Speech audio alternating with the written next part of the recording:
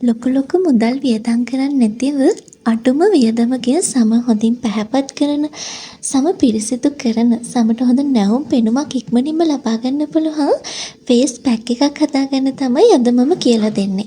ඉතින් අද අපි හදන්නේ වෙනිවැල්ගෙට ෆේස් පැක් එක. මේ ෆේස් පැක් එක මගින් සම හොඳින් පිරිසිදු කරනවා. ඒ වගේම තමයි සමේ තියෙන අනවශ්‍ය තෙල් පාලනය කරනවා. ඒ වගේම සමට හොඳ නැවුම් බවක් ලබා දෙනවා. සම ඉක්මනින්ම පැහැපත් කරනවා, සම මෘදු කරනවා. මේ වගේ ගොඩාක් වාසි තියෙන ෆේස් පැක් එකක් තමයි වෙනිවැල්ගෙට ෆේස් පැක් එක කියන්නේ.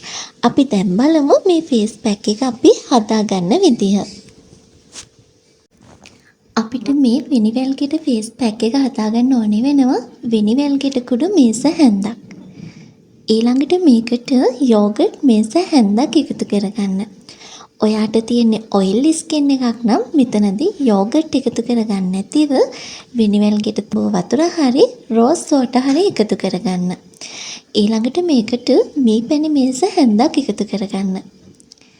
දැන් ඔයාට පුළුවන් මේ ෆේස් පැක් එක හොඳට සෝදලා පිරිසිදු කරගත්ත මොහොනේ විනාඩි 20ක් ආලේප කරගෙන ඉඳලා ඊට පස්සේ සෝදා ඉවත් කරන්න. ඉන්පස්සෙව භාවිතා කරන ටෝනර් එක භාවිතා කරන්න. සතියේ දවස් 2ක් මාසයක් කරලා බලන්නකෝ. ආගේ මෝන හරිම ලස්සනට ග්ලෝ කරගන්න, පැහැපත් කරගන්න, හරිම ලස්සන ස්වභාවික නැචරල් කලර් එකක් ගන්න පුළුවන් ෆේස් පැක් එකක් තමයි වෙනිවැල්ගෙට ෆේස් පැක් එක කියන්නේ.